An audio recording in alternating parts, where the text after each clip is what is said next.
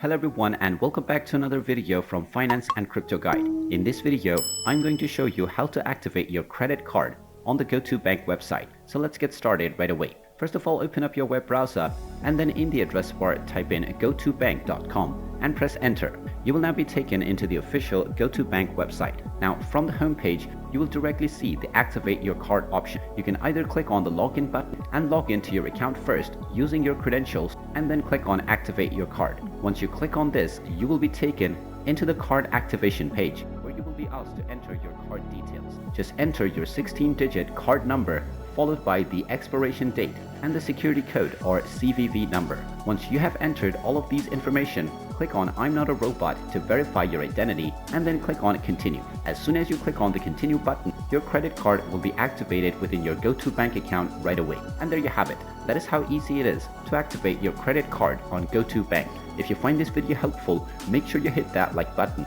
and subscribe to our channel if you haven't done so already. Also ring that notification bell to never miss another update from us. Thank you for watching and I will see you again in the next video.